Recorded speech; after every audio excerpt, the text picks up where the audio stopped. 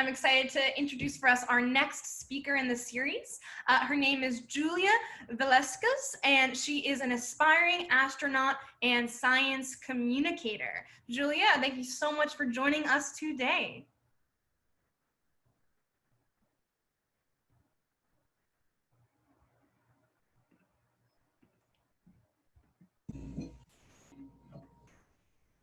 Hi, can everyone see me?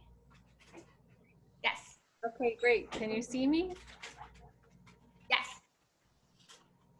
Okay, wonderful, great.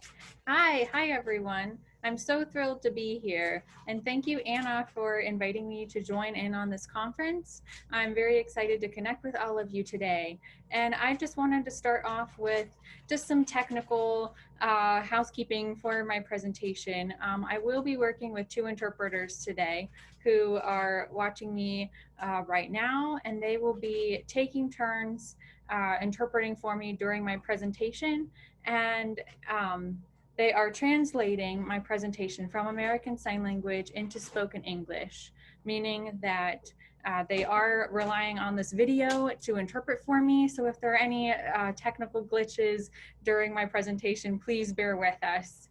And I wanted to thank the interpreters and the captionists for making this conference as accessible as possible. So thank you to everyone who's been making this happen. And the interpreters and I'm freezing up a little bit on the screen here, but the interpreters and I just met yesterday to discuss this presentation, so please bear with us. I have no slides to show you during my presentation because, again, I need to have the whole video from me to sign. So for the folks who are using the sign language for understanding what I'm saying, it would be distracting and hard to see me if there was also a slide going on at the same time and taking up half the screen while I'm trying to sign. And the reason why I'm here today is because I believe that change is possible. And what do I mean by change? I mean how we do space. And yes, it's already been happening now. We are we are in a new dawn of the space age. And last month, for the first time ever, we had a private rocket launched from the International Space Station. And it was amazing that the private industry is now expanding at this time. So meaning that there are new opportunities for us to launch into space. And we now are starting to redefine how we are looking at space travel. So hopefully in the next 5 or 10 years, we can see how that will influence us and how we will be able to get into space. And historically, space travel has been limited to a certain group of people, white, cis-sided, able-bodied men with military backgrounds. And we know that we have seen some changes in who the pool of astronauts are, of course, but we do still have a long way to go.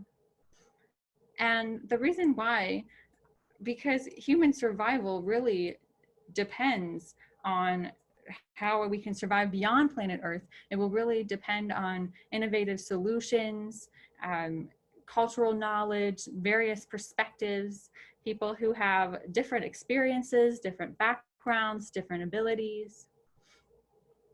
So we have seen this already happening. And for me, I was born hearing and I became deaf at the age of 6 weeks from spinal meningitis.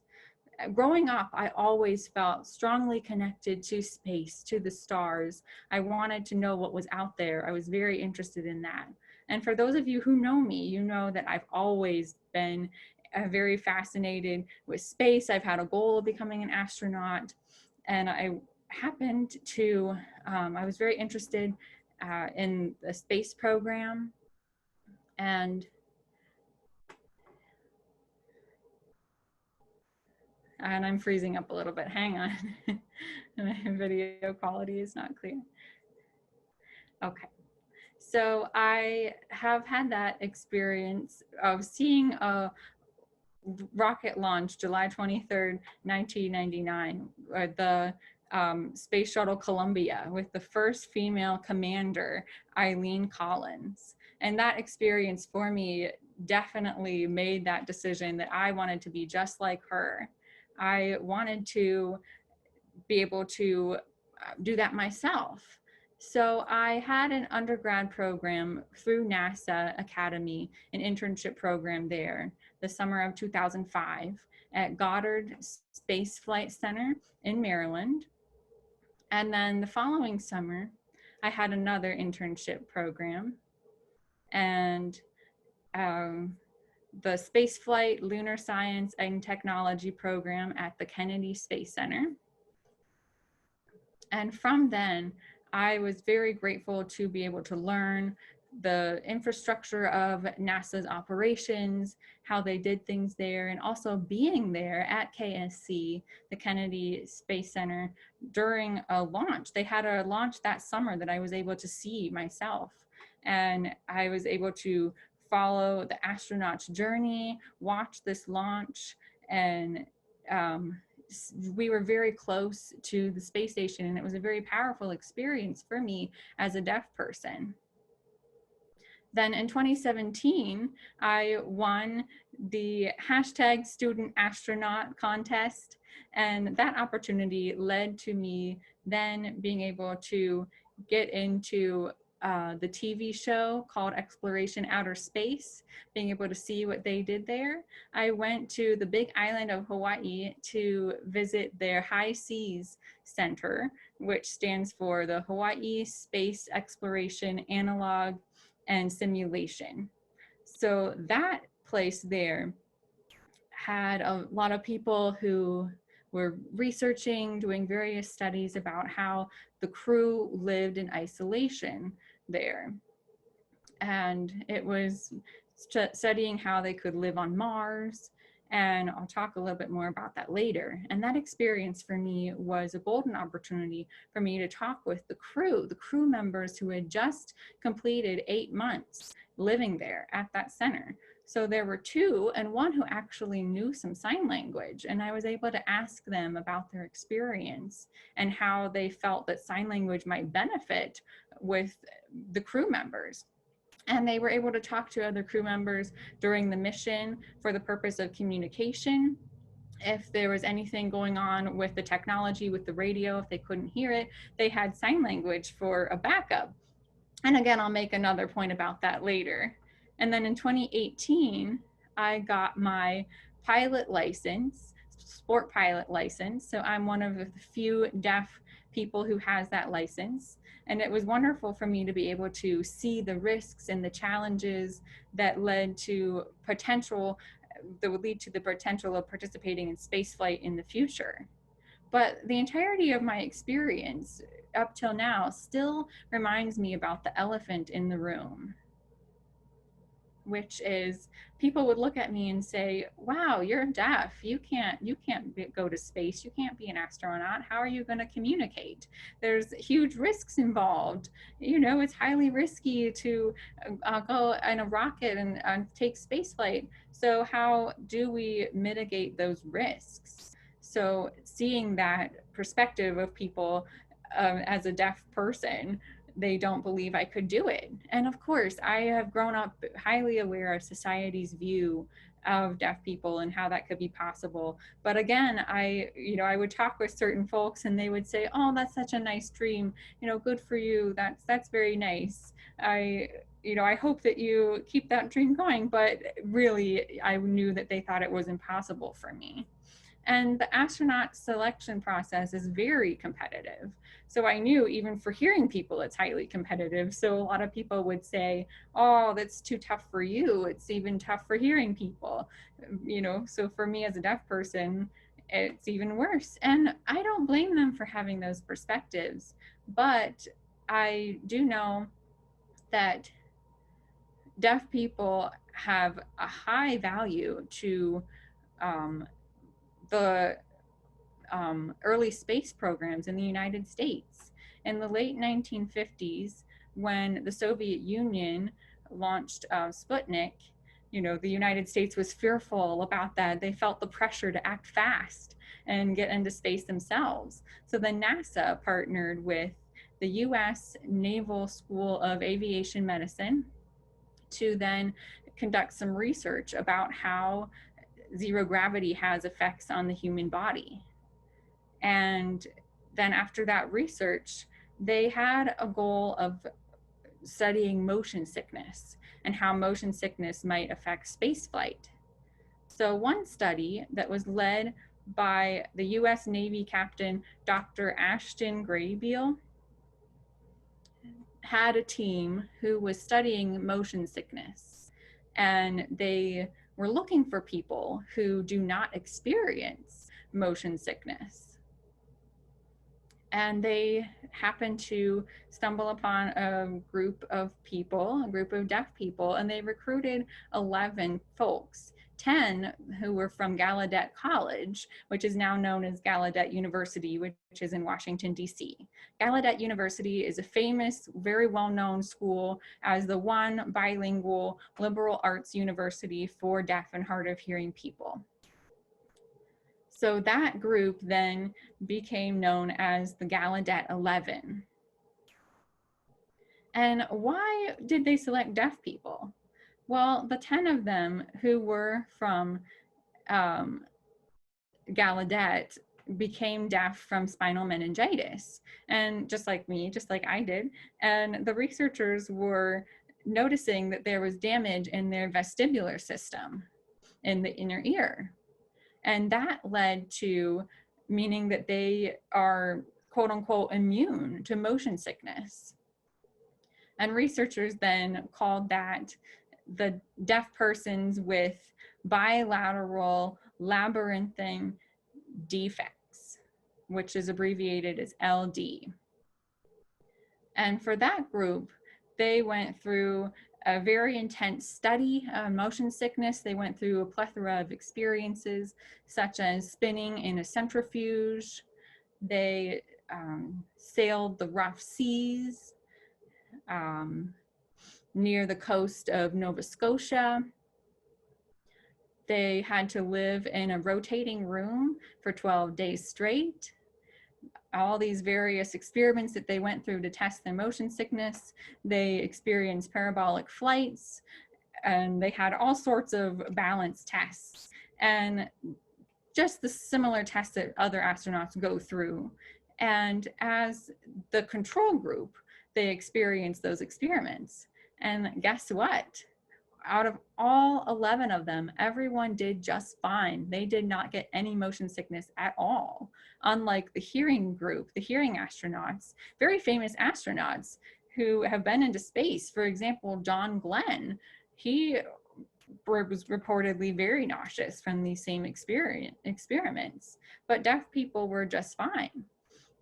And even on the ship, the researchers and the participants said that they saw that the researchers themselves even couldn't finish the experiments. They couldn't tolerate the motion sickness even to then study the participants. But the Gallaudet 11 were just fine.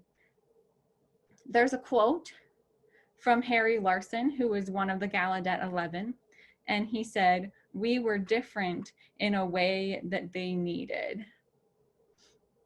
And because they then had these expectations for them, they had this new label. Remember, I talked about LD, labyrinthine defects, but now when they studied these people, they decided to label it vestibularly enhanced because they are able to tolerate motion sickness and not experience that at all.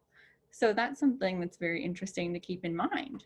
But not one of them, not one of the Gallaudet 11 had the opportunity to visit space. And to this day, not one deaf person or a person with disability has experienced no barriers getting into space. And space has not really been designed for us, space flight and space travel. But again, you know that launches and re-entry are very noisy. They're extremely noisy, and maybe new research, it will change things. I was looking at recent launches, but historically it is shown that it's very noisy to launch and re-entry. And then you have to deal with all sorts of machines that run in the background that are emitting various noises. And then in 1975, there was the famous event that was the Apollo-Soyuz rendezvous mission. And millions of people were watching TV when the Apollo astronauts then docked with the Soyuz capsule, and then the astronauts and cosmonauts then were shaking hands in space. And that symbolized, it was a very symbolic event in our space history. So after that was done, after they docked, the American astronauts were then on the way back to Earth. And what happened was, for re-entry, of course, it's very chaotic, very loud. There's a lot happening, a lot that's involved. And in the cabin there, they couldn't hear each other giving commands. It was too loud. And they missed a vital step in the sequence of what they were supposed to follow. They missed the crew giving commands. And the result of that was noxious gases entered the chamber and caused them to be very, very ill. And they had to use oxygen masks during re-entry. Fortunately, they did arrive safely, but the medical team saw them, that they were not doing very well, and then immediately took them to the hospital. After that, they were interviewed, and the reaction control system thrusters were not properly turned off. So meaning that they were filled, as the chamber was filled with the noxious gases, and the pressure relief valves were impacted. And the astronauts they have their checklist that they're supposed to follow every time you re-entry, everything that you're supposed to do in a sequence. And if you miss even one step, it will throw off the whole process. So fortunately, they were able to fix it in time. But I do wonder if I wonder, what if there had been a deaf astronaut in that situation? Do we think that would have happened? I mean, I would say maybe not. We might have had, even though deaf people can't rely on sound, they're able to catch more visual information. They would maybe have caught that mistake that was overlooked. They could have caught it in time before it became an issue. Deaf people are so attuned to their visual surroundings because that's how they are able to identify things that are happening in their space around them. Deaf people's intuition and ability to accommodate different environments and situations is much more heightened. Deaf people have heightened peripheral vision, better facial recognition skills, and so we're also able to visualize things more quickly than our hearing peers, and those are all things that are beneficial in stressful environments. So in January of 2020, they had the Human Research Program Investigators Workshop, and in that included Dr. John Allen, who is Program Executive of Crew Health and Safety at NASA headquarters, and Dr. Mil Reschke, who is the Chief Scientist with NASA Neuroscience. And they had a very famous, some very famous work that they had done, and they had, been talking about challenging the status quo in trying to determine about deaf people being able to go into space, especially now being such a good time as we're preparing to do missions to the moon and Mars and beyond. Radio communications, the long-term plans with regards to radio communication is now becoming a thing of the past. Scientists and engineers are now very concerned with how they can deal with some of the problems that we have for long-distance flight. There's been experiences with communication delays during space travels, which have had concerning results with them. So they've been doing a lot of simulations with analog communication, trying to determine a better way to communicate with the astronauts. And seeing how that communication delay can actually affect the crew's autonomy and the crew's decision making while they're talking with ground control, and if that will, affect the overall mission. So they've done analog simulations that they've taken care of all over the world. One of which is high seas that I mentioned previously, that have different, aspects of study that talk about crew, crews that are being deployed and different scientists that are involved, and trying to develop countermeasures then to address and mitigate those issues that they're having. So in October 2012, they had stakeholders involved in an analog simulation, and it was a mission studies for the technical interchange meeting. And that was to talk about some of the lessons that were learned from a list of different things over the past several years that had happened through simulations. Some of the recommendations developed were for future simulations and actual missions that were going to be happening. And something noteworthy to mention is the emphasis placed on the use of texting, because they saw a reoccurring theme of the use of texting and email that crew members were using instead of analog. And so trying to integrate texting and video recording and pre-recorded videos in addition to voice and radio communication, because we already know that astronauts themselves tend to prefer texting and email, and they don't prefer to use voice communication because of the delay, because the communication delay can cause confusions, and it can be a waste of time and energy trying to ascertain when a message came through, if the message is still valid now that there's a delay, and it can really slow down reaction times between the crew and ground. And so that increases the burden then on the crew. And it also reduces situational awareness of everyone involved. So that being said, it was a significant concern, which means that all of these different findings then show that there's, this ability to maybe rely more on texting than on voice communication. And what that means then is trying to make the emphasis and focus on, pre-training for crew so they're able to stay safe during the mission and having the crew involved with those decisions. But what hasn't been considered yet is the benefit of sign language. Now, sign language, there is a visual spatial feature or features that are incorporated in sign language. And it provides an ingenious solution to how we do space.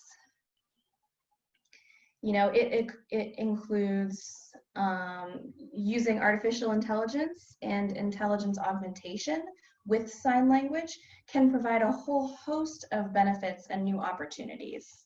We have machine learning who can track body movements and hand and finger movements, eye gaze, that kind of thing, that would allow a person to interact with a system and communicate with the crew or ground mission control through sign language. And we already have, if you think about like haptic suits, those are already out in existence.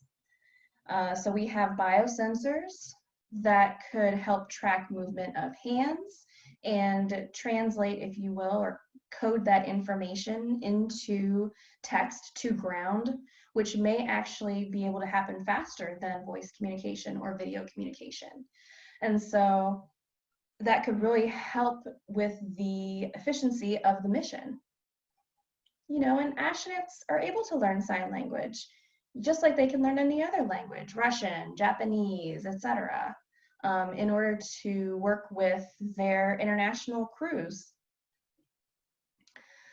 You know, and sign language just typically, it works in so many different situations, whether you're scuba diving, for example, you know, you're not able to use spoken English, so you can rely on signs. And thinking about when you're in space travel, you know, you have really limited radio or auditory information communication. And so sign language is just something that's inherently visible and is inherently there. There are actually astronauts that are already fluent in sign language. We had Commander Bill Reddy, who did a signed message in American Sign Language on the international, or on the space shuttle. And so there was, you know, there was a YouTube video of that. There was also a YouTube video of Tracy Caldwell Dyson doing a signed message when she was at the International Space Station. And so I'm just hoping that we can see sign language as from the perspective of a valuable resource for, as we're doing research and how we can support astronauts as they're running their missions. So, you know, really science it's the most beneficial thing to us to include as many different thoughts and ideas and perspectives. And it's really time to acknowledge the contributions of the deaf community to the science and space technology exploration. You know, taking action and starting that conversation with your colleagues, and including us at that table, making sure that we're at roundtable discussions and that we're at conferences. And just, you know, really that way people can kind of learn things that they maybe never thought of before, until they're able to see it for themselves. So I am ready. I am willing to have that conversation. Feel free to reach out to me. And at the same time, continue making your content and your information accessible. For example, your launches and your different videos, making sure they're captioned, maybe that they're signed as well. And I will look forward to looking at those. So I will be hosting the social hour, or a social hour. So I look forward to answering more questions that anyone might have. But I'm happy to also answer anything now. So thank you very much. Thank you to the interpreters as well. Fantastic. Thank you so much for that wonderful presentation, Julia. We do have a couple minutes left, so we'll take a couple questions now, and then whatever we don't get to, as Julia mentioned, she is hosting one of our social chats, so you'll be able to ask more questions there. I do have a hand raised by Haley. So Haley, I'm gonna go ahead and give you microphone access, and you can go ahead and ask your question, and the interpreters will sign it for you. Hello. I just have a question because of the texting. How exactly do you, because there's no cell towers up there, how exactly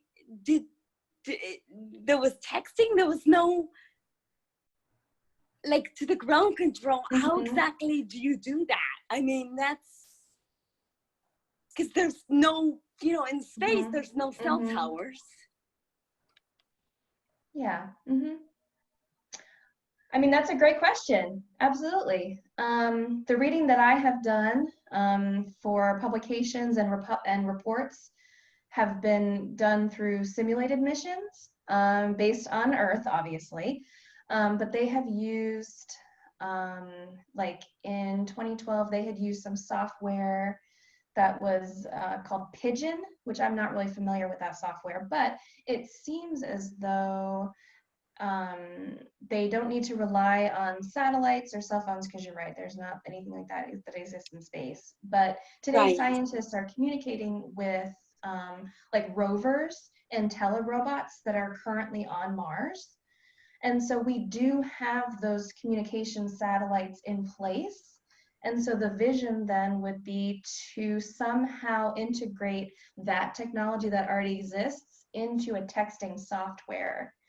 You know, and that was in 2012. Whoa. And so now that it's 2020, I'm sure that they've had some technological advances since then.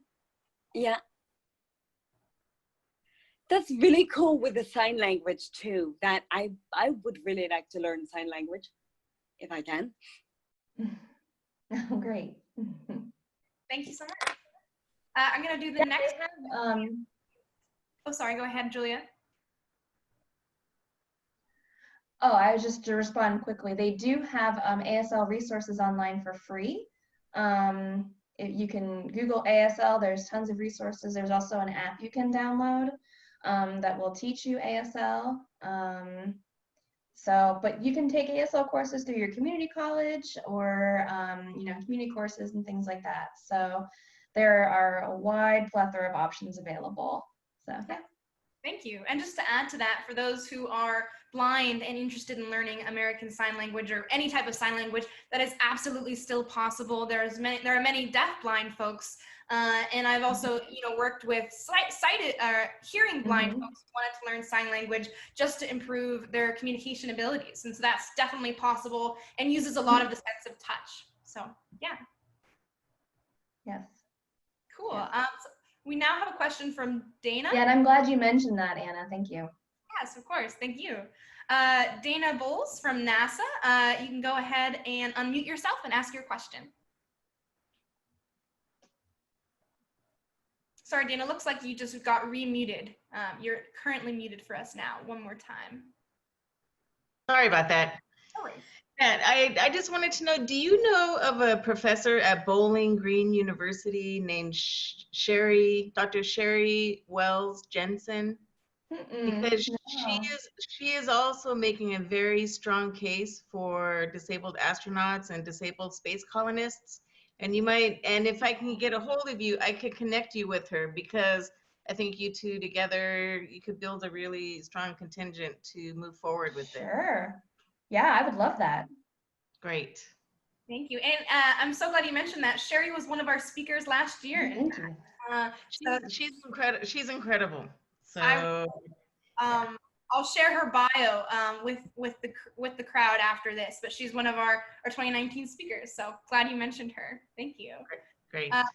We do have time for a couple more questions. So I see another hand raised by Elena G. So Elena, if you're there, you can go ahead and unmute and ask your question now. Hello, thank you so much. Thank you. And then I was wondering, how were you able to do sign language through the really tough, like really big astronaut suits?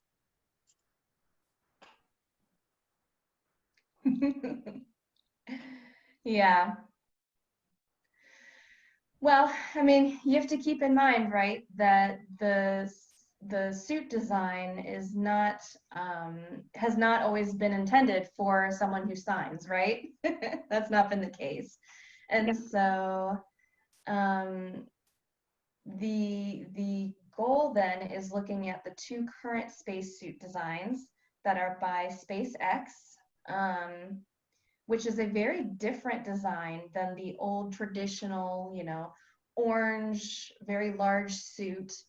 And again, for spacewalks and things, you do need to have that large, almost looks like an inflatable suit, right? With the very, you wouldn't be able to actually use sign language in that suit. However, there are research teams throughout the world who are now looking at how we can accommodate the suit to have more mobility in your fingers. And not just for sign language, but for other purposes, right? Because we can see other purposes why you would need to have more dexterity in your fingers while you're in a suit. But they can't necessarily do that without our input. You need to have people with different backgrounds and different experiences contributing to those types of discussions so that we can make it better for everybody, not just for us. So yeah, I'm definitely looking forward to that transition as it happens. Well, thank you so much. I do have one more question. It's, what is the hardest thing about being a deaf astronaut?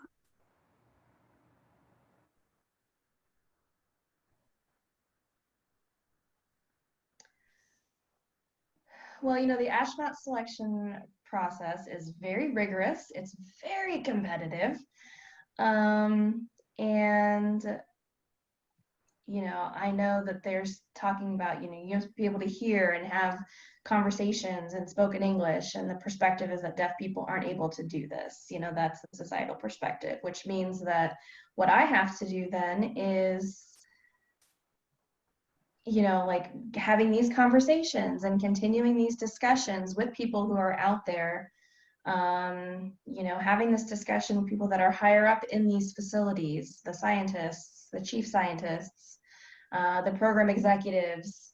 You know, I've talked with them a few months ago talking about having LDs in flight, right? And so again, really it's just about challenging the current perspectives and perceptions and stereotypes of people that are deaf and people that have disabilities.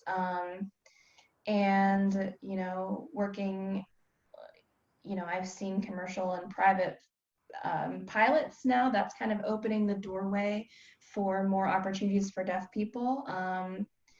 And just trying to look at the criteria of astronauts right now in that selection process. So it's just a conversation that we have to start at the policy level and get those stakeholders involved who can see that, you know, there are reasons and there are benefits to allowing other people with different backgrounds to come into this group, you know, and kind of getting rid of the status quo and making it more accessible for everyone.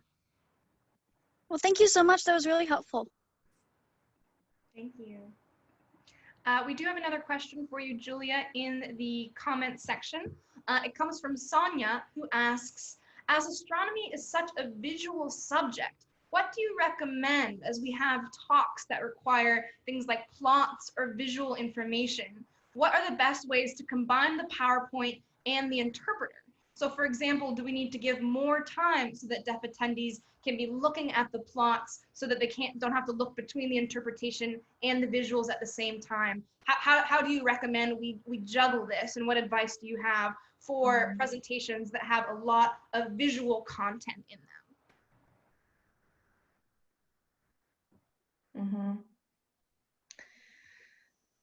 Well, you know, we always are you know, it's always beneficial to get information ahead of time, especially for the interpreter. You know, I had sent my PowerPoint, you know, ahead of time, you know, 24 hours ahead of time for the interpreter to be able to look it over. We can, making sure that we're pinning the interpreter's video so that we're able to see them more clearly. You know, you want to make sure that you are able to focus on the interpreter, not necessarily the person who's presenting, because I don't need to look at the presenter. I need to look at the person that's giving me the information visually, which is the interpreter. So I'd see the interpreter in the PowerPoint. And so that's why, like, this, you know, but it's not really designed for deaf people, for deaf-sighted people. And so, yeah, it's still kind of a work in progress. You know, we're still trying to figure our way around it within our community, especially with Zoom and how that's going to work. So. Right. Thank you. Thank you so much. And there's one other question here. With COVID and masks being so common, how can we help hard of hearing folks who read lips? Yeah. An ongoing discussion in the community, absolutely. You know, I do want to first clarify, not every deaf person can read lips. So I want to make sure that that's very clear. That's not an expectation. I don't want people to assume that all deaf people can read lips and so the mask can be disruptive. So, but it can be awkward, you know, and each person has their own strategies and their own ways of interacting with people that are wearing masks. I'm able to use spoken English for myself, and so I do rely on lip reading. And if the other person is wearing a mask, then I already know that I'm going to have to use my situational and context clues, environmental awareness, to try to figure out what the spoken English is going to be. If I'm going to the grocery store, you know, keeping in mind what the order of things are going to be, showing my, you know, or using my phone and typing things on my phone or gesturing. But again, it's really going to vary, but it is absolutely challenging with masks. And, you know, there are some solutions. There's the clear masks for medical professionals, or other situations where you're required to have face-to-face interaction. Those can be really helpful. But generally, we're really just, you know, hopeful and supportive of everyone wearing masks to prevent the spread. That's more important than our needs to communicate, you know. Safety is, you know, of utmost importance than personal comfort. So for sure. Amazing. Well, thank you so much. And thank you for sharing your time with us today. That was fantastic. It was especially exciting to learn so much about the history as well. So thank you. Yes, absolutely. Awesome.